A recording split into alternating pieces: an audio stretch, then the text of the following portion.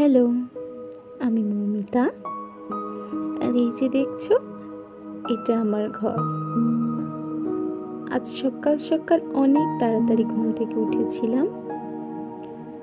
সকালবেলায় ঘুম থেকে উঠে কেন জানি না এই জানালাটা খুলে এই জানালার দিকে একটায় তাকিয়ে বসে থাকতে খুব ভালো লাগে আমার। তারপর কিছুক্ষণ বসে থাকে, গিয়ে উঠে আরেকটা জানলা দিলাম খুলে। সকাল সকাল ঘুম থেকে উঠে এই জানলা খুলে যতক্ষণ না বাইরের আলোটা দেখা যায়, মনটা যেন ঠিক শান্তি হয় না। কি সুন্দর লাগে সকাল বেলার পরিবেশটা।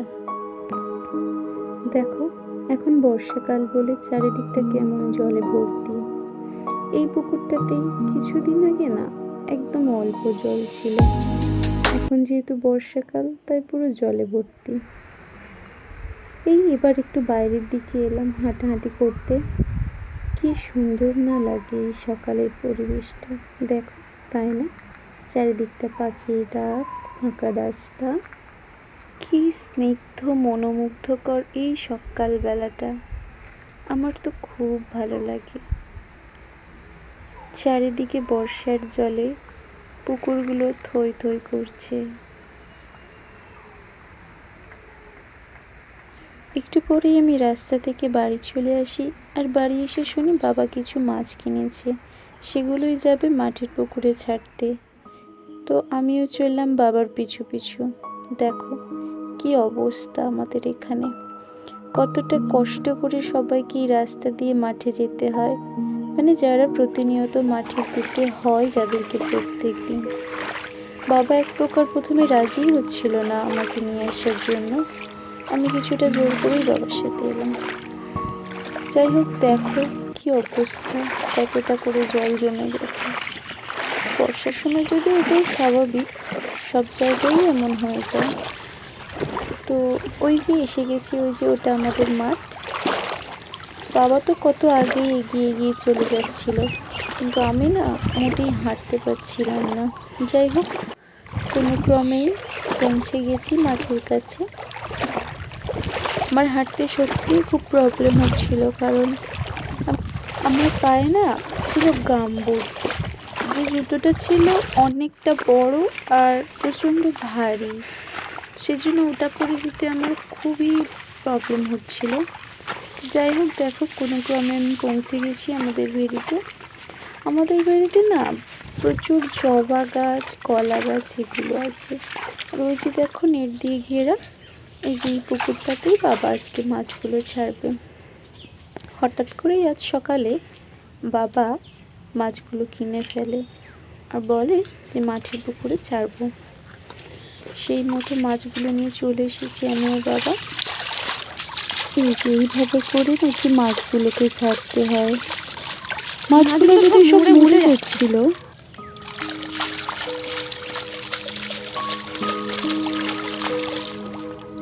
না, যদিও শেষ পর্যন্ত সব মাছ মারা যায়নি, কিন্তু কয়েকটা মাছ না মারা গেছিল।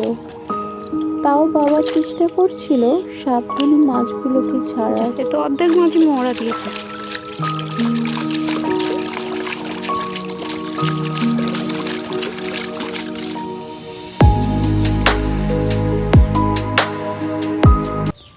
দেখো এখানে কতগুলো মাছ মারা গেছে, দেখে খুব খারাপ লাগছিল আমার, কিন্তু কিছু তো করার নেই না।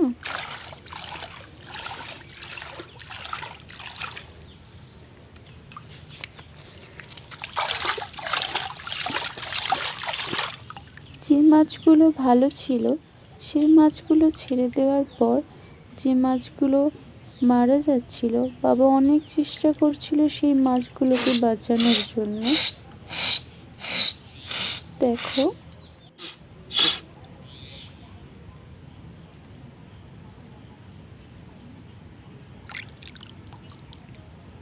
কিন্তু কিছুতেই আর কয়েকটা মাছকে বাঁচানো গেল না।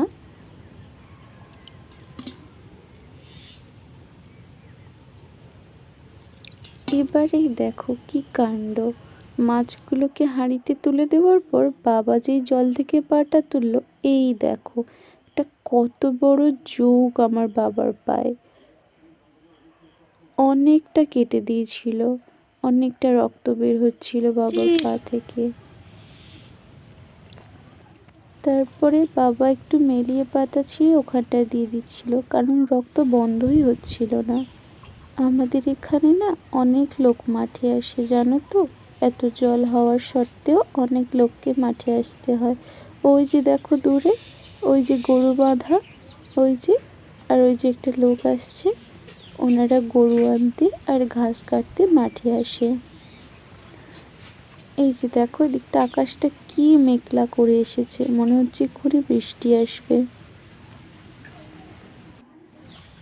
বাবা মাছগুলো ছেড়ে দেওয়ার পর আমাকে বলল, একটু দাঁড়া, আমি পুকুরের ঘাস কটা তাহলে পরিষ্কার করে দিই। সেই ফাঁকে আমি বললাম ঠিক আছে, তাহলে যাই আমি একটু ফুল তুলে নিই। তো দেখো আমাদের মাঠে প্রথমেই বললাম অনেক না জবা ফুলের গাছ আছে, সেখান থেকে আমি গিয়ে কিছু ফুল তুলে নিই। ভাবলাম বাড়িতে গিয়ে ঠাকুরকে দেওয়া যাবে।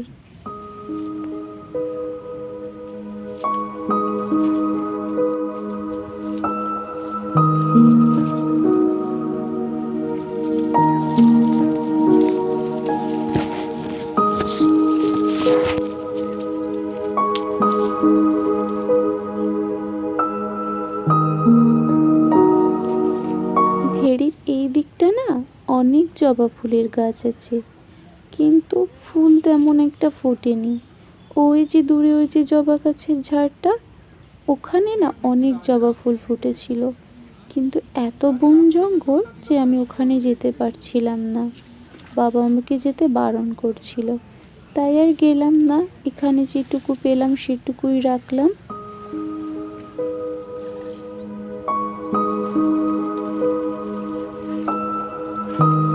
এই যে দেখো মাঠে আরেকজন যাচ্ছে, ওই যে জলের উপর দিয়ে মাছ ধরতে। এখানে হয়তো অতটা ভালোভাবে বোঝা যাচ্ছে না। আর দেখো আকাশে কি মেঘ করেছে, মনে হচ্ছিল এক্ষুনি বৃষ্টি আসবে, আর সত্যি সত্যিই তাই হলো, বৃষ্টি এসে গেছে। এই বৃষ্টির মধ্যেই আমি দাঁড়িয়েছিলাম, কারণ আমাদের না তাড়াহুড়োতে ছাতা নিয়ে যেতে মনে ছিল না। এই যে দেখো বৃষ্টি শুরু হয়ে গেছে।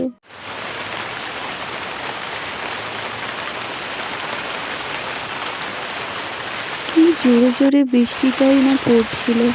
বাবা আমাকে বলল, তুই একটা বড় দেখে কলা পাতা খুঁজে তার নিচে গিয়ে দাঁড়িয়ে পড়। সেই মতো সত্যি সত্যি আমি একটা কলা পাতা দেখে তার নিচে দাঁড়িয়ে পড়লাম। আর সত্যি বিশ্বাস করো, আমার গায়ে জলই পড়ছিল না। এই কলা পাতাটা অনেকটা কাজ করেছে ছাতার। তারপর অনেকটা পরে বৃষ্টিটা গিয়ে একটু কমলো। দেখো এবারে আকাশটা যেন মনে হচ্ছে একটু হালকা হলো, একটু আগেই কালো মেঘে ঢেকে গেছিল। এই যে কলা পাতাটা, এটা আজকে আমাকে অনেক হেল্প করেছে। বাবা সেদিকে এখনো ঘাস পরিষ্কার করছিল।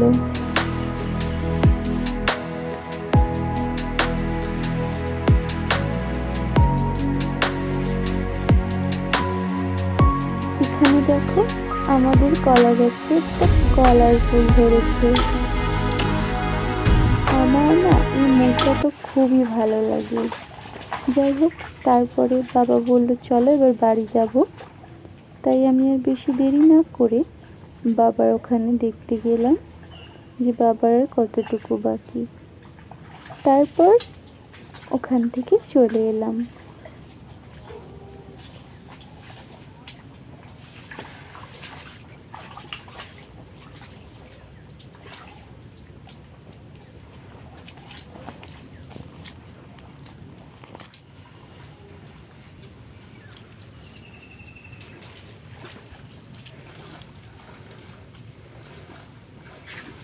আর ওই যে দেখাচ্ছিলাম না, দূরে একটু আগে একটা দাদু ঘাস কাটতে এসেছিল মাঠে, সেই দাদুটারও ঘাস কাটা হয়ে গেছে।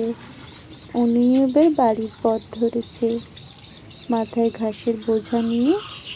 দেখো কতটা জল ঝাঁপিয়ে আসতে হচ্ছে।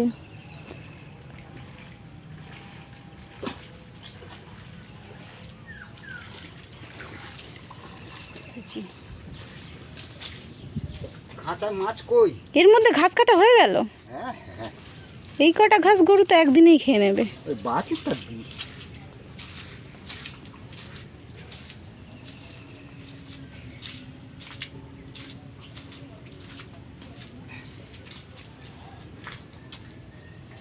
কত করে ফেললে? 300 টাকা। হাতে চেটো না আরো বড়? হাতে চেটো। 25-30টা কেজি হবে না? হ্যাঁ ওইরকম হবে।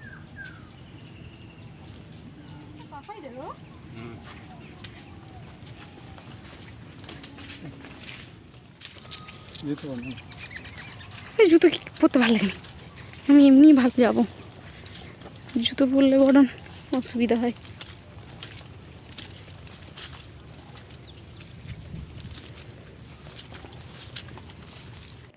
এই যে দেখো এখানে কত থানকুনি পাতা হয়েছিল। আমাদের মাঠে না এর আগে অনেক থানকুনি পাতা ছিল, এখন মনে হয় জলের জন্য সবটা নষ্ট হয়ে গেছে। দেখো কতটা করে জল জমে গেছে, তার মধ্যে কিছুটা চাষও হয়েছে।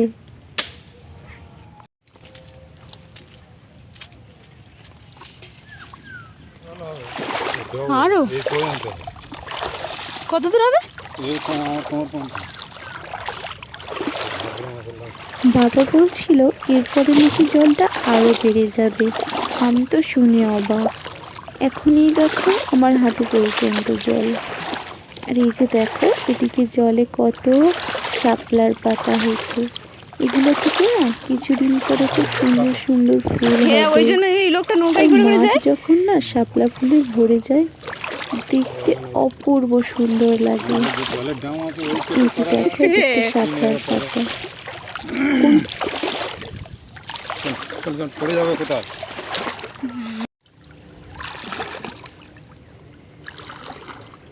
দেখো এই বর্ষায় যারা এই জলের মধ্যে দিয়ে মাঠে আসে কতটা অসুবিধা তো হয় তাদের, কিন্তু কিছু করার নেই। কিছু মানুষকে প্রতিদিন মাঠে আসতে হয় তাদের কাজের জন্য।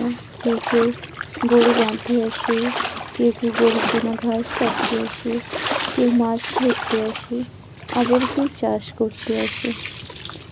এই যে দেখছো আমার বাবা পায়ে যে জুতোটা পরে আছে, এটা পরেও না শান্তি নেই, কারণ এর মধ্যে না অনেকটা করে জল ঢুকে যায়। আর এই জল ঢুকে যাওয়ার জন্য না জুতোটা অনেকটা ভারী হয়ে যায়। এটার জন্যই হাঁটতে অনেক অসুবিধা হয়। দেখো এই আমার বাবা বারবার উঠে জলটা ফেলে দিচ্ছিল।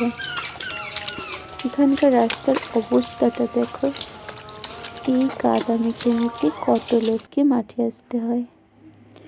তারপর না সেদিন বিকেলবেলায় আমরা গেছিলাম আমাদের বাড়ির একদিকে না একটা ফাঁকা রাস্তা আছে সেদিকে ঘুরতে। দেখো গ্রামের চারিদিকটা কত সুন্দর হয় না? যারা শহরে থাকে তারা হয়তো গ্রামের এই মনোমুগ্ধকর দৃশ্যটার মাধুর্য বুঝবে না। যাই হোক দেখো বিকেলবেলায় এই রাস্তাটায় কত সবাই ঘুরতে আসে। এখানে না প্রচণ্ড হাওয়া হয়, সবাই লাইন দিয়ে রাস্তাটার পাশে বসে থাকে। দেখো কত লোক এখানে আসে বেড়াতে। মাঠের পাশে দুদিক দিয়ে ঝাউয়ের গাছ আর মাঝখান দিয়ে চলে গেছে রাস্তা।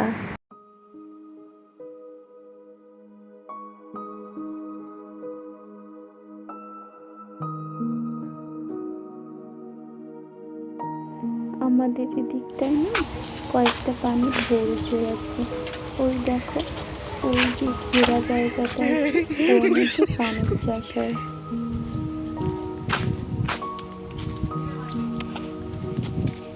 এই যে মহিলাটা আমার ভিডিওতে খুবই ডিস্টার্ব করে, একে আমি সেকেন্ড বার থেকে আর আনবো না। তোমরা মুখটা ভালো করে দেখে রাখো, এ হচ্ছে একটা ক্রিমিনাল। তার কিছুক্ষণ পর আমরা ওখান থেকে বাড়ি চলে এসি। দেখো সূর্যটাও অস্ত থেকে চলেছে। এই যে দেখো ওদিকে যে কাদা রাস্তাটা দেখা যাচ্ছে, এই রাস্তা দিয়ে সকালবেলা আমি মাঠে গেছি। আর এই যে এখানে আমাদের মন্দির, আর আমার বাড়িটা এখানে।